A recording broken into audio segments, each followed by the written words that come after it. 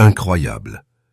Le monde a été choqué lorsque Donald Trump, l'actuel président des États-Unis, s'est moqué publiquement du leader africain Ibrahim Traoré, le qualifiant de dictateur incompétent et de marionnette des terroristes, lors d'une interview en direct sur Fox News.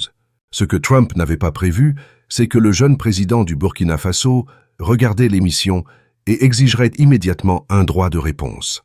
Ce qui s'est passé dans les minutes suivantes a laissé Trump complètement anéanti, sans voix, et visiblement ébranlé devant des millions de téléspectateurs qui ont assisté à l'une des plus grandes humiliations publiques jamais subies par un président américain à la télévision nationale. Ibrahim Traoré n'est pas un nom qui circule constamment dans les médias internationaux, comme d'autres leaders mondiaux, mais son histoire est extraordinaire. À 35 ans, ce capitaine de l'armée a pris la tête du Burkina Faso en septembre 2022, après un coup d'État militaire qui promettait d'éradiquer la corruption et l'influence étrangère qui maintenait son peuple dans une extrême pauvreté. Contrairement à de nombreux putschistes, Traoré a rapidement gagné le soutien populaire grâce à ses politiques nationalistes et à son engagement indéfectible pour l'indépendance économique du pays, expulsant les troupes françaises et rompant des accords militaires jugés abusifs par une grande partie de la population. Le conflit entre ces deux leaders si différents a débuté lors d'une édition spéciale de l'émission America First sur Fox News, où Trump avait été invité pour commenter l'influence croissante de la Russie et de la Chine en Afrique. Sans aucune provocation préalable, le président américain a décidé d'attaquer personnellement Ibrahim Traoré, décrivant le Burkina Faso comme un pays en faillite, gouverné par un dictateur inexpérimenté qui détruit des relations vitales avec l'Occident. Trump a poursuivi avec des affirmations infondées sur les liens de Traoré avec des groupes terroristes, l'accusant d'être manipulé comme une marionnette par les intérêts russes et chinois. Le plateau de Fox News a été pris de court, lorsque quelques minutes après les déclarations de Trump, l'équipe a reçu une demande urgente de la présidence du Burkina Faso pour une intervention en direct. Sans imaginer la tempête qui allait se déchaîner, les producteurs ont accepté. L'image d'Ibrahim Traoré, depuis son bureau présidentiel, est apparue sur les écrans du studio et sur ceux de millions d'Américains. Ce que personne n'attendait, c'est que le jeune leader africain soit aussi bien préparé pour démonter, point par point, non seulement les accusations de Trump, mais aussi des décennies de politique étrangère américaine. Avant de poursuivre cette histoire impressionnante qui provoque un séisme diplomatique entre les États-Unis et les nations africaines, je veux vous poser une question. Pensez-vous qu'il est juste que les leaders des grandes puissances se moquent publiquement des pays en développement? Laissez votre avis dans les commentaires. Et si vous êtes aussi choqués que nous par cette situation, n'oubliez pas de vous abonner à la chaîne et d'activer les notifications pour recevoir davantage de contenus exclusifs sur la politique internationale que les grands médias ne montrent pas. Votre soutien est essentiel pour que nous puissions continuer à vous apporter ces histoires percutantes. La confrontation verbale entre Trump et Traoré s'est rapidement transformée en un débat sur le colonialisme moderne, l'interventionnisme occidental et le droit des pays africains à déterminer leur propre destin. Alors que Trump répétait de vieux stéréotypes sur la corruption africaine et l'incapacité à l'autogouvernance, le jeune leader du Burkina Faso restait d'un calme impressionnant, rassemblant des données, des faits historiques et des arguments qui ont totalement renversé le récit. Les analystes politiques qui suivaient l'émission ont immédiatement remarqué que Trump avait commis une erreur stratégique en sous-estimant un adversaire qui, bien que dirigeant l'un des pays les plus pauvres du monde, possédait une compréhension profonde de la géopolitique et une capacité extraordinaire à communiquer. Le studio de Fox News était plongé dans un silence absolu lorsque l'image d'Ibrahim Traoré est apparue sur les écrans, vêtu de son uniforme militaire vert olive, avec sa caractéristique casquette rouge, symbole de la révolution dans son pays. Le leader burkinabé affichait une expression sereine, qui contrastait fortement avec l'atmosphère tendue du plateau américain. Donald Trump, confortablement assis sur le canapé rouge de l'émission, n'a pas pu cacher sa surprise en voyant le visage de l'homme qu'il venait d'attaquer si férocement. Le présentateur, visiblement nerveux face à cette situation inattendue, a tenté de faire une présentation formelle du président africain, trébuchant sur la prononciation du nom du pays. « C'est Burkina Faso, pas Burkino Faso, comme vous l'avez prononcé », a corrigé Traoré avec un léger sourire. Cela signifie la terre des hommes intègres dans notre langue locale. Merci pour cette opportunité de dialoguer directement avec le peuple américain et de clarifier certains malentendus qui viennent d'être présentés par le président Trump. Sa voix était calme, mais ses yeux dégageaient une détermination inébranlable qui a immédiatement captivé l'attention de tous dans le studio et des millions de téléspectateurs.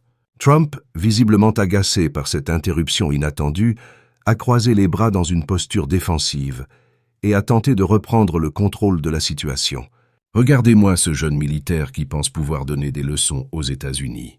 Votre pays est un désastre, un pays en faillite, rempli de terroristes que vous ne parvenez pas à contrôler. C'est pourquoi nous avons besoin de nos troupes là-bas, pour protéger votre propre peuple puisque vous en êtes incapable, a-t-il déclaré, avec son ton condescendant caractéristique. Traoré n'a pas bronché. Ajustant calmement les documents devant lui, le leader africain a commencé sa réponse avec une précision historique qui a pris tout le monde de court. Permettez-moi de corriger certains faits, Monsieur Trump. Le Burkina Faso a souffert du terrorisme précisément après les interventions occidentales en Libye en 2011, que vous avez vous-même critiqué pendant votre campagne. Avant que l'OTAN ne renverse Kadhafi, nous n'avions pas de groupe terroriste opérant dans notre région.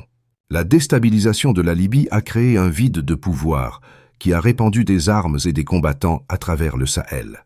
Ce sont les conséquences directes de politiques étrangères irresponsables, dont mon peuple paie le prix avec son sang. Le studio est resté dans un silence absolu. Trump a tenté d'interrompre, mais Traoré a continué avec un ton plus ferme cette fois.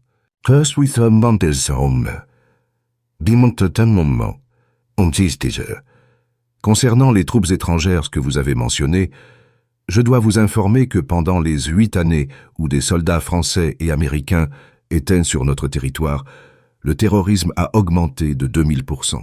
Après que nous avons repris le contrôle de notre propre sécurité et cherché une coopération avec des partenaires qui nous traitent avec un respect mutuel, nous avons réussi à récupérer 30% de notre territoire national en seulement 6 mois. Ce sont des faits vérifiables, pas des opinions. Les producteurs de l'émission ont commencé à paniquer. Ce qui devait être une simple interview avec Trump, critiquant des adversaires géopolitiques des États-Unis, se transformait en un désastre de relations publiques. Le présentateur a tenté de suggérer une pause publicitaire, mais Trump, l'ego blessé, a insisté pour répondre. « Écoute, petit, tu ne comprends pas comment fonctionne le monde réel. L'Amérique dépense des milliards pour protéger des pays comme le tien, et voilà comment vous nous remerciez. En expulsant nos troupes et en vous alliant à la Russie, cela montre ton inexpérience. » Ibrahim Traoré a esquissé un léger sourire avant de répondre, présentant cette fois des graphiques préparés dans une présentation impeccable. Permettez-moi de clarifier un autre malentendu, Monsieur le Président.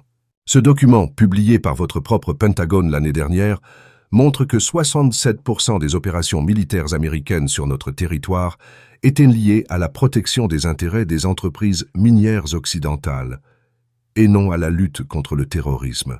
Notre pays possède les 3e plus grandes réserves d'or d'Afrique, ainsi que d'importants gisements de manganèse, de zinc et d'uranium. Curieusement, les zones avec la plus forte présence militaire étrangère coïncidaient exactement avec ces réserves minérales. Trump a commencé à transpirer, visiblement. Le présentateur a tenté une nouvelle fois de détourner le sujet, mais Traoré n'en avait pas fini avec son analyse minutieuse. Quant à notre prétendue inexpérience, je dois rappeler que la Russie, elle, nous a offert des équipements militaires similaires sans conditions politiques, avec un paiement facilité en ressources naturelles à leur juste valeur marchande. Quel pays souverain ne choisirait pas l'accord le plus avantageux pour son peuple? Trump, reprenant partiellement ses esprits, a tenté de contre-attaquer. C'est de la propagande russe. Les États-Unis sont le plus grand donateur d'aide humanitaire pour l'Afrique. Nous envoyons des milliards en aide à des pays comme le vôtre, alors que la Russie ne s'intéresse qu'à extraire vos ressources. Ibrahim Traoré a souri avec patience, comme un professeur face à un élève qui n'a pas encore compris la leçon. Vérifions également cette affirmation, Monsieur Trump, a-t-il dit en présentant un nouveau graphique à l'écran. Selon les données de l'USAID elle-même, pour chaque dollar envoyé en aide humanitaire en Afrique, les entreprises occidentales extraient 24 $ en ressources naturelles, intérêts sur les dettes et évasion fiscale. De plus, 68% de cette soi-disant aide américaine est conditionnée à l'embauche d'entreprises américaines pour sa mise en œuvre, ce qui signifie que l'argent retourne aux États-Unis. Nous ne demandons pas la charité, Monsieur Trump. Nous exigeons des relations commerciales justes et le respect de notre souveraineté. Le studio était plongé dans un silence absolu. Le présentateur, reconnaissant la gravité du moment, a abandonné ses tentatives d'interruption. Trump, visiblement mal à l'aise, jetait des regards répétés à ses conseillers en coulisses, cherchant des conseils sur la manière de répondre. C'est à ce moment qu'Ibrahim Traoré a décidé de changer le ton de la conversation, surprenant tout le monde. « Monsieur Trump, je ne suis pas ici pour antagoniser les États-Unis ou votre gouvernement. La Russie, elle, nous a offert des équipements militaires similaires, sans conditions politiques, avec un paiement facilité en ressources naturelles à leur juste valeur marchande. Quel pays souverain ne choisirait pas l'accord le plus avantageux pour son peuple? Trump, reprenant partiellement ses esprits, a tenté de contre-attaquer. C'est de la propagande russe. Les États-Unis sont le plus grand donateur d'aide humanitaire pour l'Afrique. Nous envoyons des milliards en aide à des pays comme le vôtre, alors que la Russie ne s'intéresse qu'à extraire vos ressources. Ibrahim Traoré a souri avec patience, comme un professeur face à un élève qui n'a pas encore compris la leçon. Vérifions également cette affirmation, Monsieur Trump, a-t-il dit en présentant un nouveau graphique à l'écran. Selon les données de l'USAID elle-même, pour chaque dollar envoyé en aide humanitaire en Afrique, les entreprises occidentales extraient 24 $ en ressources naturelles, intérêts sur les dettes et évasion fiscale. De plus, 68% de cette soi-disant aide américaine est conditionnée à l'embauche d'entreprises américaines pour sa mise en œuvre, ce qui signifie que l'argent retourne aux États-Unis.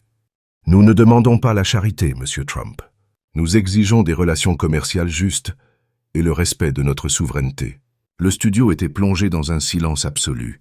Le présentateur, reconnaissant la gravité du moment, a abandonné ses tentatives d'interruption. Trump, visiblement mal à l'aise, jetait des regards répétés à ses conseillers en coulisses, cherchant des conseils sur la manière de répondre. C'est à ce moment qu'Ibrahim Traoré a décidé de changer le ton de la conversation, surprenant tout le monde. « Monsieur Trump, je ne suis pas ici pour antagoniser les États-Unis ou votre gouvernement.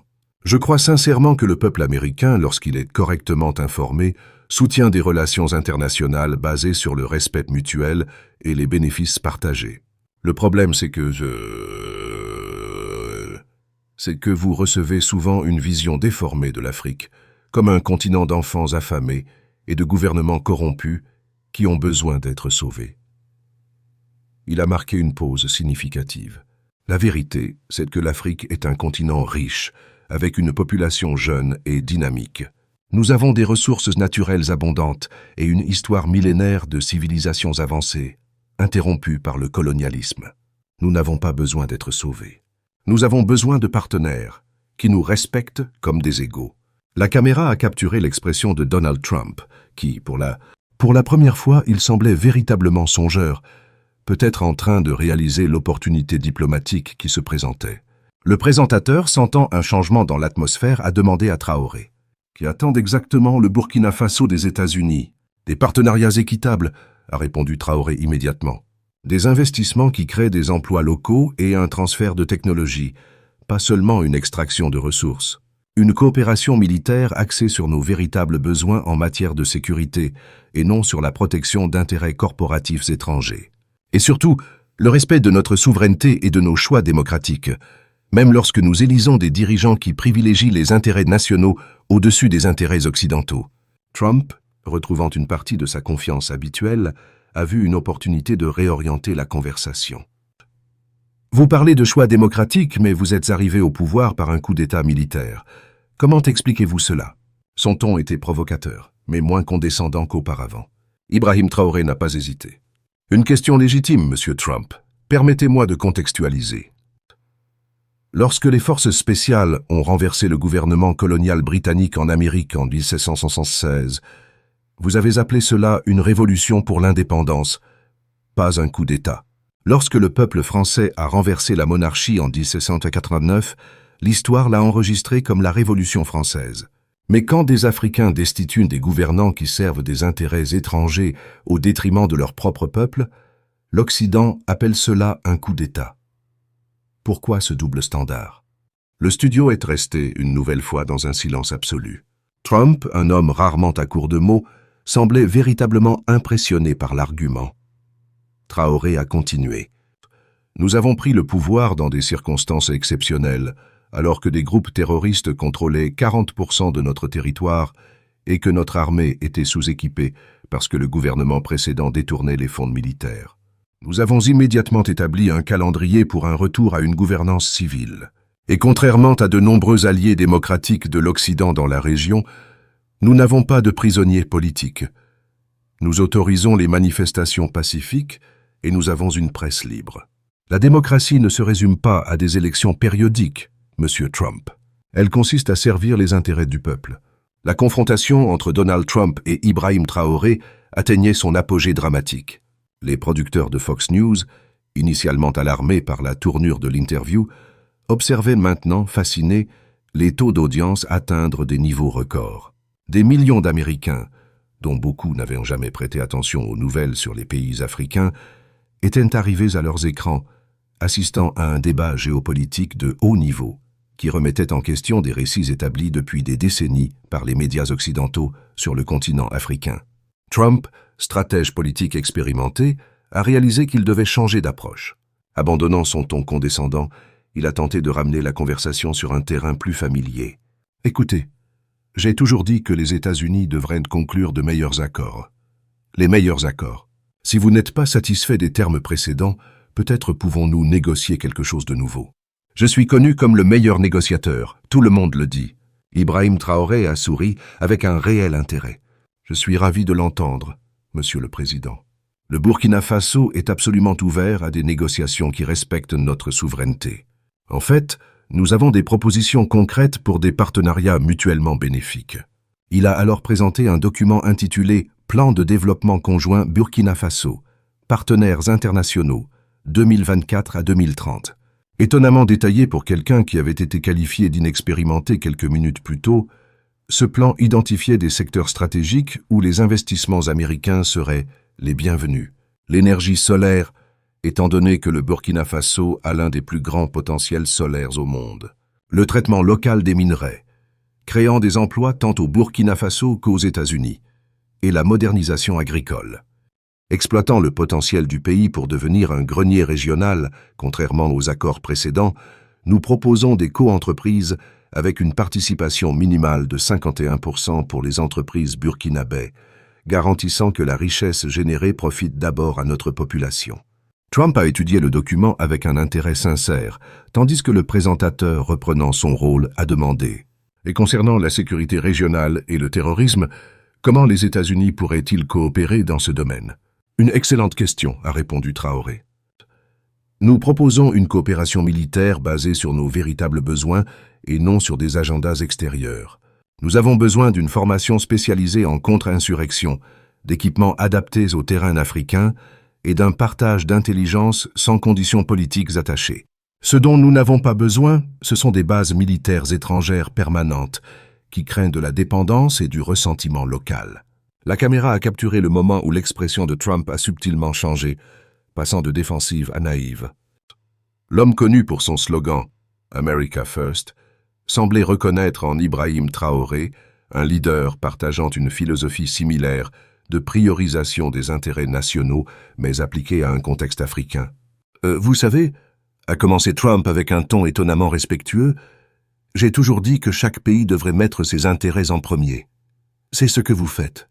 Je peux respecter cela, même si nous ne sommes pas d'accord sur tout. Ibrahim Traoré a hoché la tête en signe de reconnaissance. Exactement, Monsieur le Président. Burkina First ne signifie pas isolation ou hostilité. Cela signifie s'assurer que tout partenariat international profite d'abord à notre peuple. Tout comme vous défendez que les partenariats internationaux des États-Unis doivent d'abord bénéficier aux Américains. C'est une question de dignité nationale. Ce qui avait commencé comme une attaque publique s'est transformé, sous les yeux de millions de téléspectateurs, en un dialogue étonnamment productif entre deux leaders aux visions du monde très différentes, mais partageant une compréhension commune de la souveraineté nationale. Trump, retrouvant une partie de sa confiance caractéristique, a fait une offre inattendue.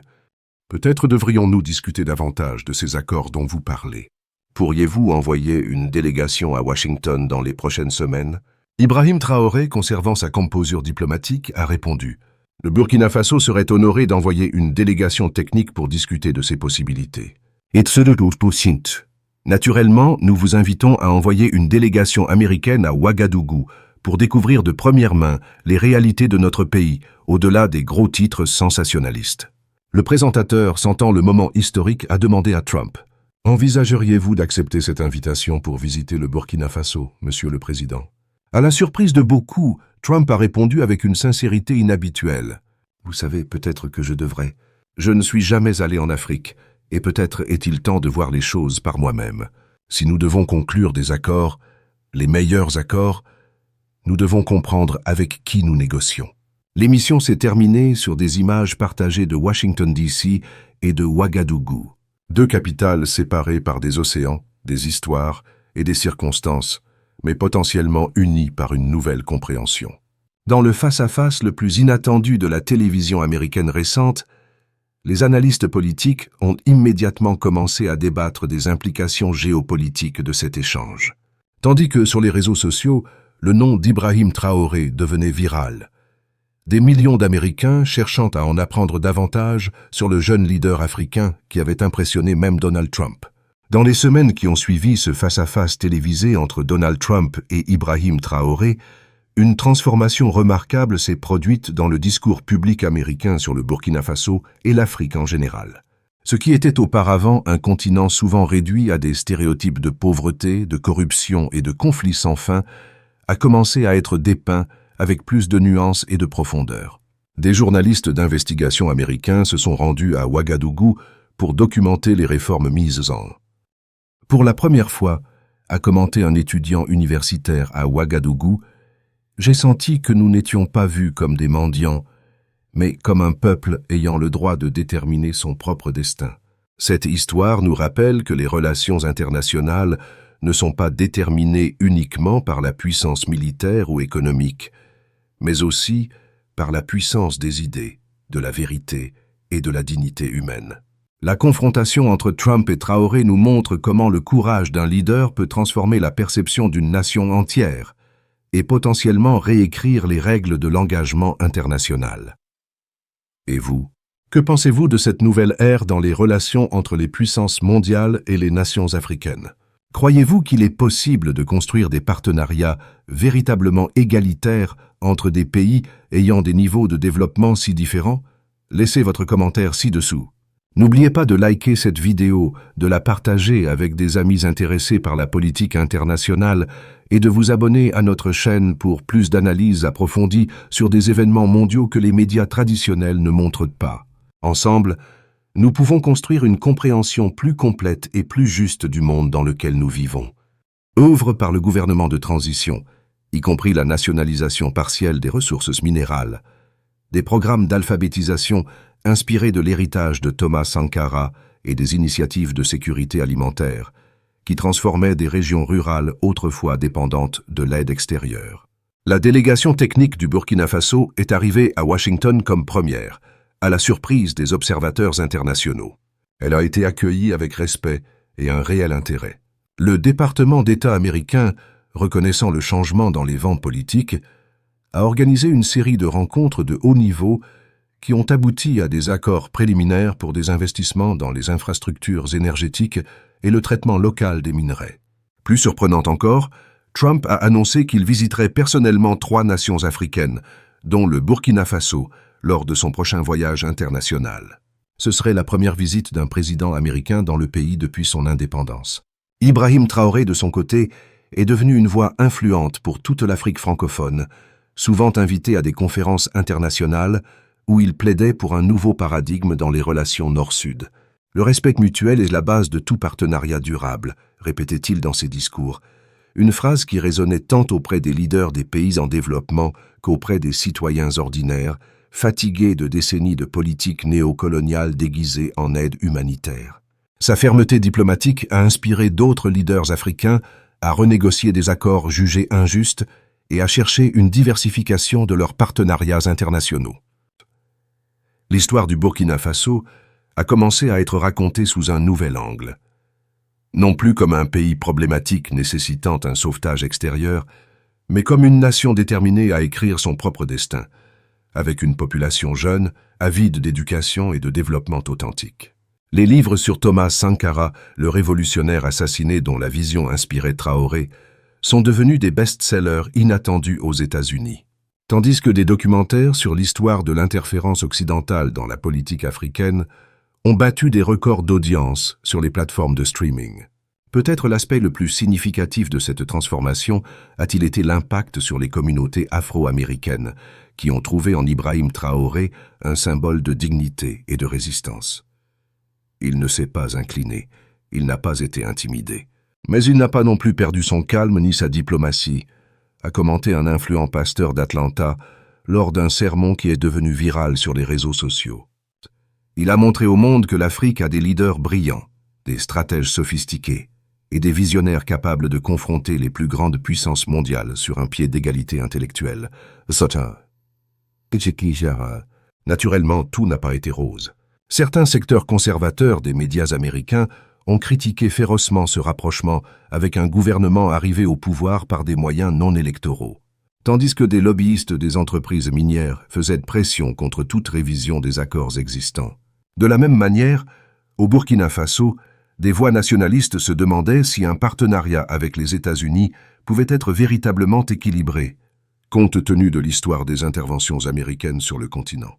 Cependant, le dialogue avait été ouvert, et, pour la première fois en des décennies, il semblait se tenir sur des termes plus égalitaires. La confrontation entre Trump et Traoré est devenue un cas d'étude dans les écoles de diplomatie et un exemple souvent cité de la manière dont les leaders de nations moins puissantes peuvent transformer les critiques en opportunités, utilisant des faits, de l'éloquence et de la dignité pour défier des récits établis. Ce n'était pas seulement ce qu'il a dit, mais la manière dont il l'a dit, a expliqué un professeur de relations internationales à Harvard. Traoré a démontré que la véritable force réside dans la combinaison d'une connaissance profonde et d'une intégrité morale. Il n'a pas répondu aux insultes par des insultes, mais par des données et des propositions concrètes. Pour les citoyens du Burkina Faso, cet épisode a représenté un moment de fierté nationale sans précédent. Les gens ordinaires ont commencé à partager des extraits du discours de leur leader sur les réseaux sociaux, fiers d'être enfin représentés sur la scène mondiale par quelqu'un qui exprimait leurs aspirations avec éloquence et dignité. Le Burkina Faso a été gouverné pendant des décennies par des dirigeants soutenus par l'Occident, qui ont pillé nos ressources pendant que notre peuple mourait de faim. Thomas Sankara, notre plus grand leader révolutionnaire, a été assassiné en 1987 avec le soutien de puissances occidentales, précisément lorsqu'il a commencé à mettre en œuvre des politiques d'autosuffisance. En seulement 4 ans, sous son leadership, le Burkina Faso a atteint la sécurité alimentaire pour la première fois de son histoire. Après son assassinat, nous sommes retombés dans la dépendance et la pauvreté, sous des dirigeants qui obéissaient à des ordres extérieurs. L'atmosphère dans le studio de Fox News devenait de plus en plus tendue à chaque minute. Les producteurs faisaient des gestes désespérés en coulisses, mais il était trop tard pour interrompre ce qui s'était transformé en une leçon de géopolitique et d'histoire africaine, diffusée en direct à des millions d'Américains. Donald Trump, connu pour dominer les interviews avec sa personnalité exubérante et ses interruptions constantes, se retrouvait dans une position inhabituelle, réduite au silence par la précision factuelle et le charisme tranquille d'un jeune leader africain dont la plupart des Américains n'avaient jamais entendu parler avant cette soirée. Vous avez mentionné notre rapprochement avec la Russie comme quelque chose de négatif, a continué Traoré, manipulant d'autres documents devant lui. Examinons cette question avec des données concrètes.